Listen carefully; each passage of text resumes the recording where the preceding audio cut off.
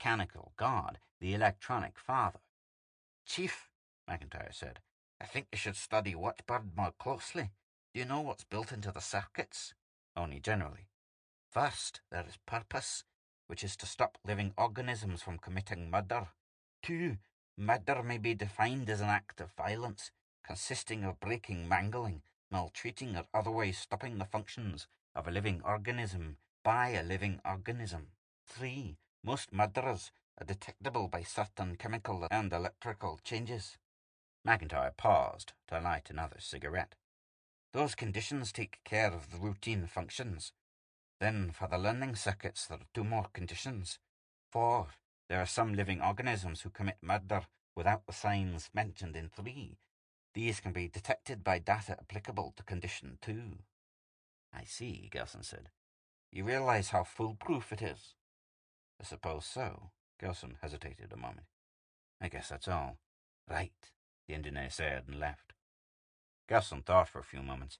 There couldn't be anything wrong with the watchbirds. "Send in the reports," he said into the intercom. High above the lighted buildings of the city, the watchbird soared. It was dark, but in the distance the watchbird could see another, and another beyond that. For this was a large city, to prevent murder. There was more to watch for now. New information had crossed the invisible network that connected all watchbirds. New data, new ways of detecting the violence of murder. There, the edge of a sensation. 2 watchbirds dipped simultaneously. One had received the scent a fraction of a second before the other.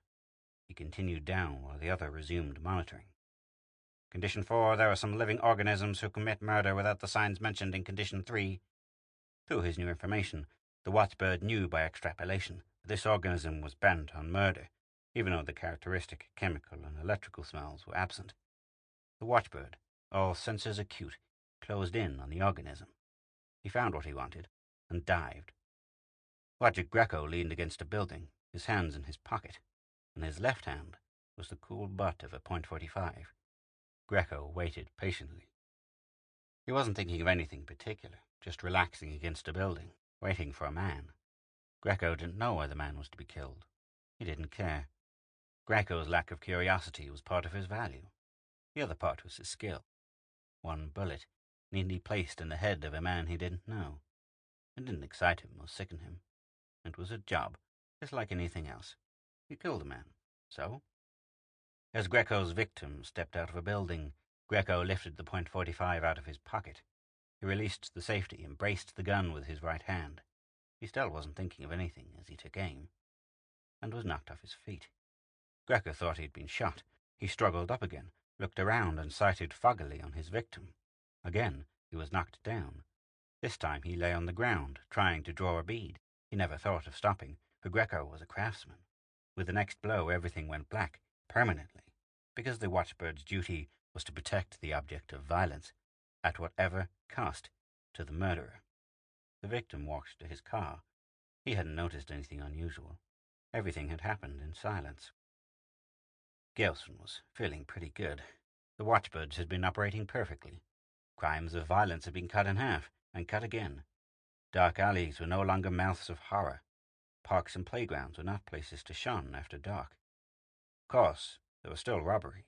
Petty thievery flourished, and embezzlement, larceny, forgery, and 100 other crimes. But that wasn't so important. You could regain lost money, never a lost life. Gelson was ready to admit that he'd been wrong about the watchbirds. They were doing a job that humans had been unable to accomplish. The first hint of something wrong came that morning. McIntyre came into his office. He stood silently in front of Gelson's desk, looking annoyed and a little embarrassed. "What's the matter, Mac?" Gelson asked. "One of the watchbirds went to work on a slaughterhouse man.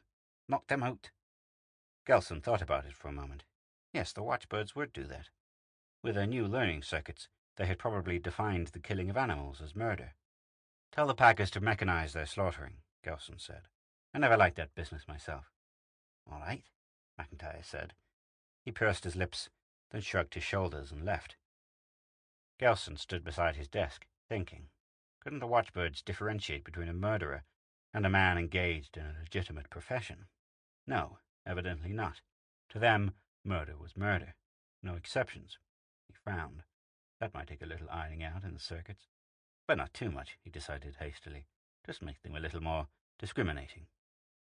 He sat down and buried himself in paperwork, trying to avoid the edge of an old fear.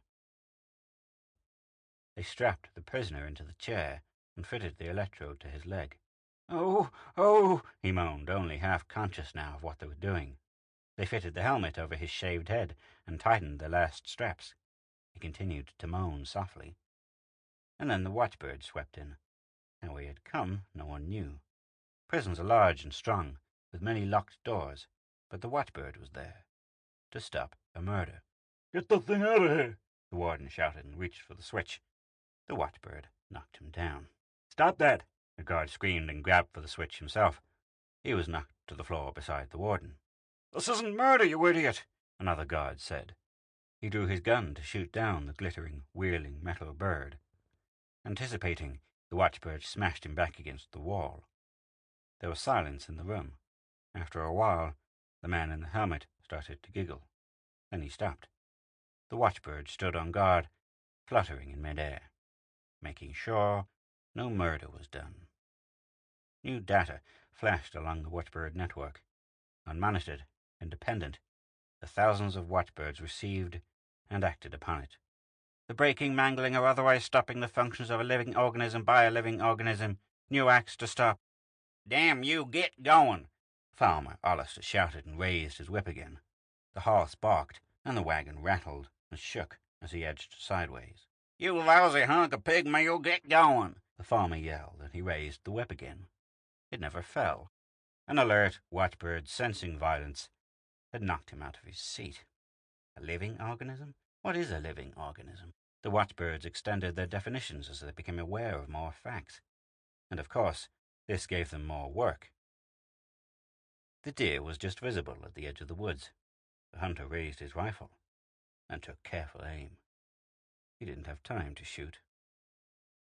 With his free hand, Gelson mopped perspiration from his face. "All right," he said into the telephone. He listened to the stream of vituperation from the other end, then placed the receiver gently in its cradle. "What was that one?" McIntyre asked. He was unshaven, tie loose, shirt unbuttoned. "Another fisherman," Gelson said. "It seems the watchbirds won't let him fish, even though his family is starving. What are we going to do about it, he wants to know." "How many hundred is that?" "I don't know. I haven't opened the mail." "Well, I figured out where the trouble is," McIntyre said gloomily, with the air of the man who knows just how he blew up the earth, after it was too late. "Let's hear it." "Everybody took it for granted that we wanted all murder stopped. We figured the watchbirds would think as we do.